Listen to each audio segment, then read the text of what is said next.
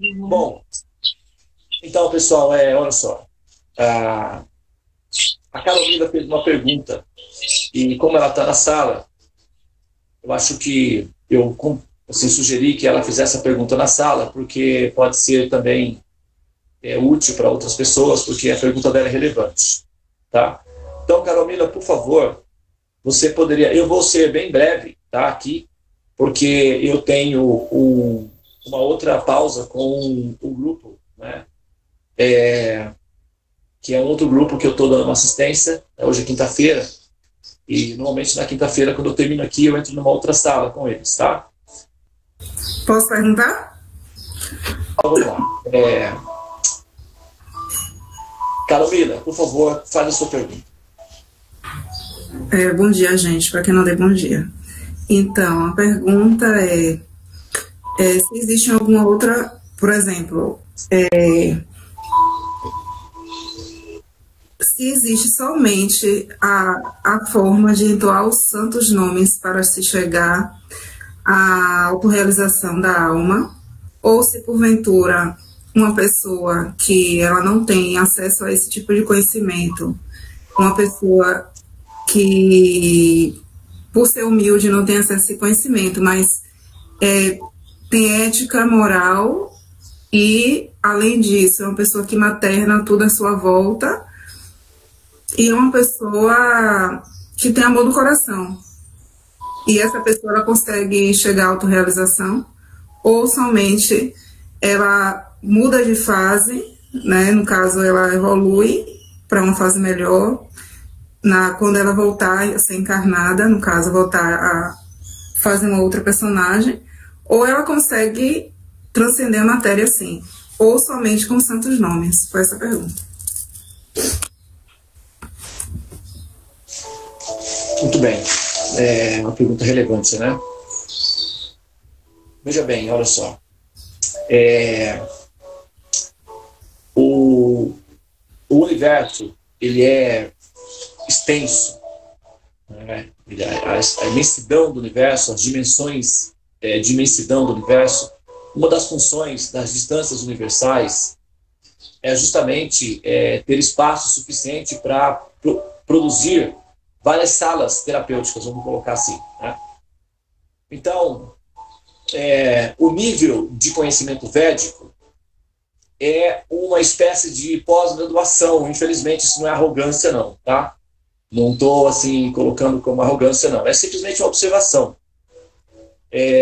A comparação dos conhecimentos védicos em relação aos conhecimentos produzidos pelo ser humano ou as teologias, né, fundamentadas na condição humana, digamos assim, elas são relativamente comprometidas ou limitadas quando nós fazemos a comparação com a conclusão védica da orientação em relação a como proceder enquanto se experiencia, não é, o jogo da vida, digamos assim. Então, quando nós comparamos os conhecimentos védicos com os outros conhecimentos disponíveis, ao menos nesse planeta, eu não estou falando isso daí com pretensão, o assunto pode ser rastreado, né? Como todos nós somos livres, e nós somos livres buscadores, então nós podemos rastrear os conhecimentos disponibilizados, né, na humanidade para o ser humano, aqueles que se predispõem a dar uma conclusão final, e depois nós podemos compará-los com a conclusão final do conhecimento védico. É claro que para fazer essa comparação, você vai ter que, quando eu falo você, estou incluindo nós, né? Então nós vamos ter que ter acesso e dominar, tomar posse do conhecimento védico, senão essa comparação ela fica desproporcional e inclusive pode ser que não seja nem possível você fazer a comparação, né? Porque sem ter o domínio do conhecimento védico, a comparação ela fica desproporcional. Então, primeiro é preciso ter uma experiência direta do significado, da profundidade do conhecimento védico, para só então ter condições de compará-lo com os outros conhecimentos que estão disponíveis. E, normalmente, essa comparação ela acaba pendendo, né, ou tendendo para a conclusão de que os conhecimentos védicos eles são apaurucheia, ou seja, eles são transcendentais, eles são superiores ao processo, né, da limitação humana.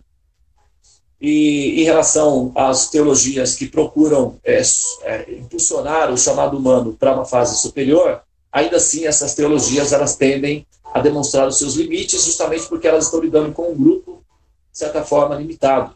E os devas, eles são pedagogos, orientadores para recrutar alunos de pós-graduação, em termos do conhecimento geral, do sentido da existência e da funcionalidade do universo. Então, realmente, aqueles que se aproximam dos Vedas, eles têm uma oportunidade de fazer um curso de pós-graduação na existência. E, claro, que isso requer deles também exige-se mais, não é? Atrás de um grande poder vem sempre uma grande responsabilidade.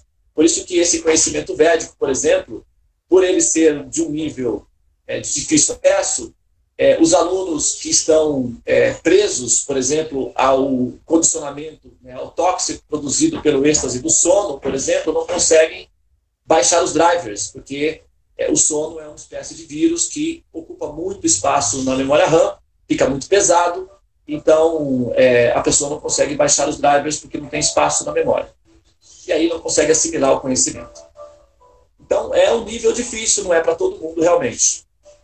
Agora, quando nós colocamos, por exemplo, Deus na operação, como ele é um princípio universal de amor e de compaixão, então evidentemente que vai haver um programa educacional para todos os alunos, né? Como um pai, por exemplo, numa família, se ele tem 6 filhos, ele vai se preocupar com educar todos.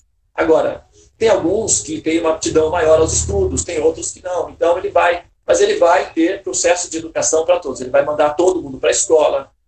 E o próprio governo, por exemplo, quando você pega o governo e você olha o sistema de educação do governo, ele tem a base da pirâmide, que é para abrigar a todos, indiscriminadamente, aqueles que têm, que não têm aptidão, todos são convidados a entrar na escola e a estudar. Mas, na medida em que o tempo vai passando, esse processo de seleção vai se apresentando, e o governo não é cruel por conta disso. São os alunos que devem se adaptar ao sistema, até porque exige-se uma certa qualificação para que aqueles que são mais qualificados assumam a responsabilidade de conduzir, né, o grupo todo. São aqueles que vão produzir ciência, aqueles que vão produzir política, aqueles que vão produzir saúde, que vão administrar, não o grupo como um todo. Então é preciso de profissionais qualificados. Essa é uma das prerrogativas para que os funcionários públicos, por exemplo, ganhem bem, para atrair profissionais qualificados. E por isso que os concursos públicos são tão difíceis, porque o governo precisa de profissionais qualificados. Então, quando você pensa em termos de evolução, uma pessoa que não tem acesso ao conhecimento védico e não tem acesso aos mantras védicos, ela não está desprovida de atenção e de cuidados da parte de Deus, evidentemente que não. Inclusive, o Mahamantra não é um processo, nós não estamos aplicando o Mahamantra, a princípio, como um processo que a prioridade no momento seja a prática da religião em si. O Mahamantra, porque seríamos facilmente criticados por isso, porque estamos repetindo um mantra, repetindo uma oração e tal. E aí se pode dizer assim, mas orações têm que sair do coração, não pode ser repetitivas, porque senão ficam apagadas e tal. Isso, de certa forma, faz sentido. Mas nós não aplicamos o Mahamantra ou mantra como uma oração em si. A oração está intrínseca, mas o processo, na verdade, pode-se dizer, né?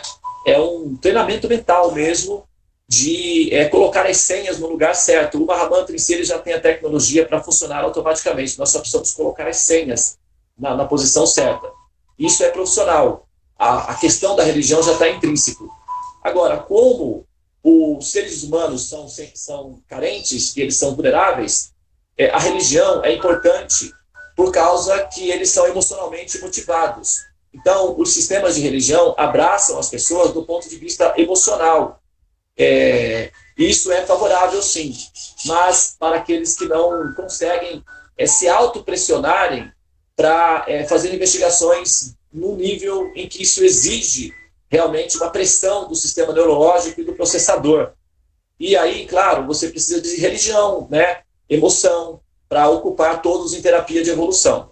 Então, uma pessoa, por exemplo, que não tem acesso ao Mahamantra, que não tem acesso ao conhecimento védico, evidentemente que ela não está desassistida de atenção da parte de Deus. Essas almas, elas evoluem, elas são gradualmente elevadas para diferentes fases, né? Uma pessoa, por exemplo, que é benéfica, que é bondosa, que é compassiva, não é? Que tem assim, digamos, vamos radicalizar esse conceito, vamos colocar a Angelina Jolie. Ela nem necessariamente se apresenta como uma ateísta, inclusive ela necessariamente se apresenta como uma ateísta, né? Publicamente ela era uma ateia, inclusive ela, enfim, defende essa teoria, né, do ateísmo. Só que ela é uma pessoa altamente espiritual, porque ela tem um princípio de compaixão extremamente agressivo, no sentido de intenso. Ela é uma mãe das crianças da humanidade, pelo menos é essa a impressão que passa devido ao comportamento e às ações dela, né? Ela fundou uma ONG, inclusive eu fundei uma ONG inspirado nela, para cuidar das crianças, das questões das guerras e tal, e ela cuida das crianças do mundo, ela adotou um monte de crianças também. Então a Angelina Jolie é uma pessoa que, embora ela diga que não há Deus, o comportamento dela é de que nós precisamos agir como Deus. Então o comportamento dela é proativo. Se supomos que nós fôssemos Deus, não é? E a Angelina Jolie está se comportando dessa maneira, e uma outra pessoa está rezando e se comportando de uma maneira que faz sofrimento aos outros, porque tem pessoas que são cruéis. Qual seria o nosso critério de análise? Aquele que reza ou aquele que ama? Então, aquele que ama e que é pragmático no seu amor, a avaliação dessas pessoas são sempre positivas. A prática da religião não é uma garantia de sucesso. Pessoas que praticam religião podem ser extremamente cruéis e desumanas. Nós temos aí visto a história da Idade Média com a Inquisição, nós estamos vendo os processos dos islâmicos com as suas motivações agressivas, e tudo isso é feito em nome de Deus, né? Então, isso significa que a religião não é muito segura. Inclusive, as religiões são um palco muito fértil para esquizofrênicos e psicopatas. As religiões são um instrumento de manipulação facilmente dominado por psicopatas. E nós vemos aí, né, o caso, por exemplo, do João de Deus e muitos outros, né, que aparecem nesse meio. São esquizofrênicos altamente refinados, que se apropriam da fragilidade humana e as exploram com uma certa desafio. Então, não são aqueles que praticam religião ou que têm acesso a uma religião que têm assim, o afago e o carinho e o amor das autoridades superiores ou até mesmo de Deus, né? São as ações. E uma pessoa que age não precisa necessariamente agir em função de Deus ou em função da religião. Ela pode agir em função da própria intuição de que o bem e de que o altruísmo é o caminho superior da evolução. Então, as religiões são terapias de grupo e elas são funcionais, elas são úteis, né? E não é porque também psicopatas e esquizofrênicos tomam posse da religião que ela é inútil, não é assim. A religião, ela é um sistema positivo. Agora, como ela é frágil, então ela está suscetível a ser manipulada por pacientes clínicos altamente especializados, né, que são os esquizofrênicos profissionais, que conseguem manipular a mente das outras pessoas. Mas o que acontece é que sim, eles evoluem, né? E em algum momento eles podem eventualmente serem transferidos para áreas onde eles entrarão em contato com os conhecimentos védicos. O universo é muito grande, tem muitas salas. Como Jesus disse, né? A casa do meu pai tem muitas moradas. Então, o processo de educação faz o recolhimento dessas diferentes almas, desses diferentes alunos, e os levam para diferentes locais onde eles possam ter acesso, não é, aos conhecimentos védicos, nos diferentes moldes também, porque os conhecimentos védicos também se adaptam às culturas locais. No nosso caso, nesse planeta específico, então ele assume essas características. mas essencialmente ele é assim o mesmo, né? Mas isso nos remete a uma coisa muito importante, que é o fato de que nós somos muito afortunadas, enquanto almas, por ter acesso ao conhecimento védico, né? Esse conhecimento é sofisticado, ele é lindo, ele é leve, ele é pacífico, ele é cheio de amor, ele é altruísta, ele é transhumanista. Então, ele é um conhecimento para seres humanos de futuro. Ele não é um conhecimento para os seres humanos condicionados à violência e ao hábito do egoísmo de explorar os demais. Ele é um conhecimento que se adapta para seres humanos transhumanos, seres humanos do futuro. E por isso os processadores não podem permanecer no nível humano, eles têm que ser superados. Ou seja, o pesquisador ou estudante védico realmente ele precisa se tornar um super-humano ou um transhumano. Daí a necessidade de uma alimentação leve, porque uma alimentação pesada mantém o Muladhara Chakra enraizado, a pessoa não consegue ficar leve para subir na gravidade, e o sono, que mantém a pessoa presa ao estado de coma, né, ou ao estado de cama, que é basicamente um sinônimo para coma. Coma e cama são praticamente a mesma coisa nesse caso. Não nesse caso, né, porque a cama também tem as suas funcionalidades. O coma, ele tem a funcionalidade, mas é o excesso dele que se transforma numa droga. Então, o conhecimento védico não nós somos afortunados, pessoas afortunadas, almas afortunadíssimas de ter acesso a esse conhecimento. E a nossa sobriedade diante dessa boa fortuna consiste no fato de nós termos gratidão e estarmos, assim, digamos, conscientes o suficientes para apreciar esse conhecimento, abraçando e dando a ele o devido valor e colocando na devida proporção na nossa prateleira de conquistas, né, no caso. Não colocar esse conhecimento junto com centenas de outros conhecimentos universais, como se fosse mais um dos conhecimentos tantos que nós nos deparamos por aí. E isso é assim, um critério de discriminação que exige que o processador esteja leve. Um processador cansado, lento, com vírus, não consegue fazer a distinção entre o conhecimento védico dos outros conhecimentos que se predispõem a dar uma definição de realidade. Então, a minha sugestão é que realmente, né, para se adaptar a esse conhecimento, o processo de despertar pela manhã e de entoar os mantras são fundamentais e essenciais, né? E estar em contato constante com essa troca de informação, essa troca de dados, que é o que nós estamos fazendo aqui agora, falando sobre esses conhecimentos védicos, tá?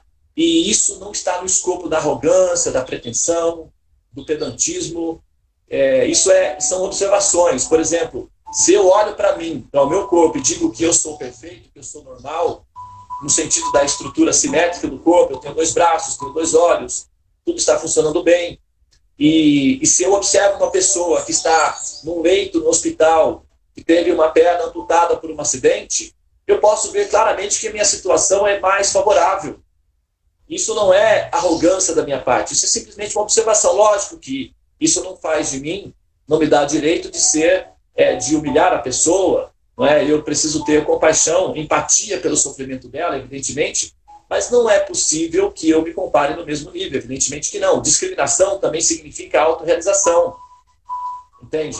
Não, aquele que é mais forte terá que ter compaixão daqueles que estão mais fracos, entendeu?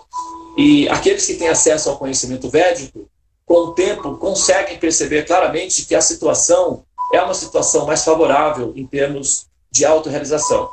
E o que o conhecimento védico proporciona em termos de solução final é um pouco diferente do que se recebe, né, do que se percebe, do que se acessa, aplicando princípios que são de outras teologias ou de outros paradigmas que se propõem, não é, a dar uma equação final para o sentido da existência.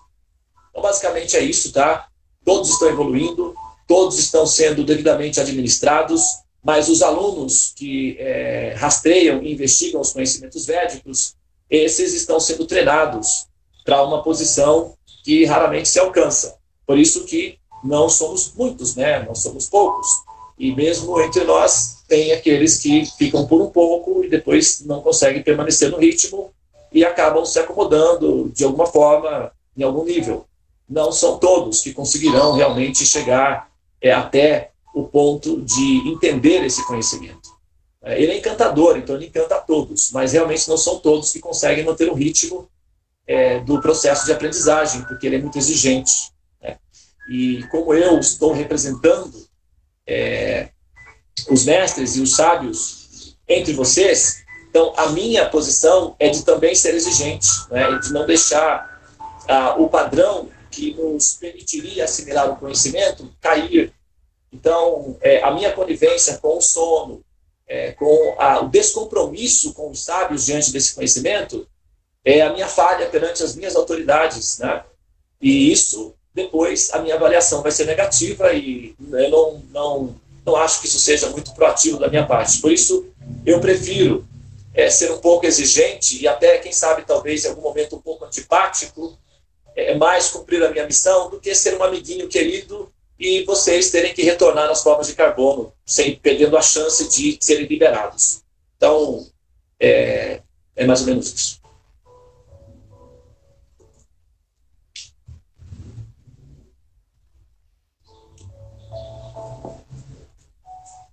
Ok? Caromila? Ok. Namastê, obrigada. Muito bem. Ficou gravado, eu acredito que está gravado. Depois vocês podem ouvir novamente, né? Se a partir das minhas colocações houverem outras observações que quiserem fazer ou até colocações, né? Lembrando que, como é um debate, a posição não é de pedantismo. Eu estou defendendo, né, advogando uma causa nobre. Portanto, eu tenho que me posicionar com uma certa segurança. Se eu ficar falando que, relativizando, que tudo é igual, que temos que respeitar a todos, claro, lógico, mas não é que tudo é igual. Nós temos que respeitar todos, mas não é que tudo é igual, porque colocar tudo na mesma plataforma significa incapacidade de discriminar entre uma coisa boa de uma coisa melhor. Isso significa que o processador está embaçado, a lente está embaçada, que devido ao fato de a lente estar embaçada, a pessoa não consegue distinguir as formas. Então ela vê tudo embaçado, portanto ela vê tudo como sendo homogêneo, igual. Quando você olha a uma certa distância, uma montanha parece ser homogênea. Quando você se aproxima dela, ela muda, né? Você vê árvores, vê pássaros, vê pedras. Então a homogeneidade só se deve à distância. Quando nós olhamos uma galáxia à distância, nós vemos uma estrela apenas, uma luzinha. Quando nós aproximamos dessa galáxia, nós vemos bilhões e bilhões de sistemas solares. Então, aquilo que nós falamos que é tudo igual é só devido à nossa distância e à nossa imprecisão de visão. Na medida em que nossa visão se torna mais precisa e o nosso processador mais rápido, aí as coisas se demonstram na sua variedade original. E os Vedas, visto a uma certa distância, parece ser um conhecimento universal, esotérico até, mas ele visto de maneira apropriada, a sua conotação muda de posição. E a minha sugestão é que vocês cheguem, não é, até esse ponto para que vocês possam apreciar adequadamente o conhecimento védico e só então vocês terão condições realmente de colocar na balança para verificar a veracidade e a autenticidade e a relevância desse conhecimento em detrimento dos conhecimentos universais à disposição do ser humano, nesse planeta específico. Há outros planetas também, mas eu acho que esse daqui já é o suficiente, né? Já é uma overdose para a gente poder dar conta do nosso dever de casa, que é a nossa terapia. Mas, acreditem, os conhecimentos védicos são muito refinados.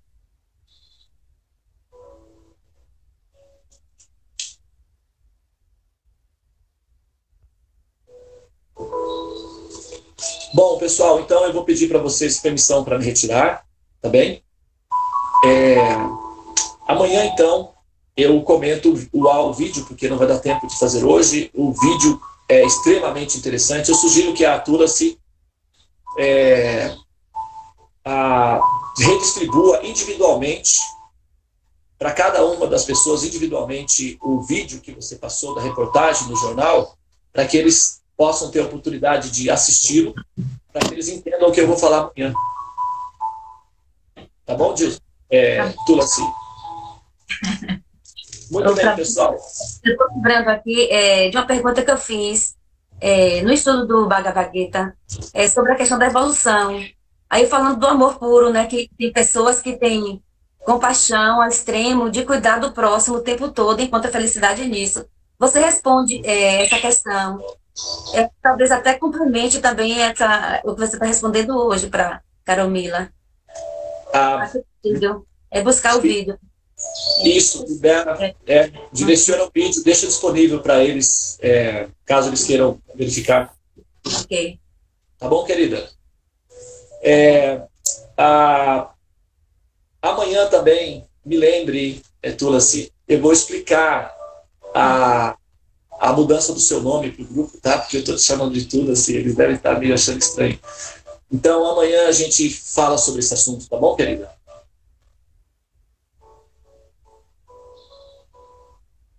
Muito bem.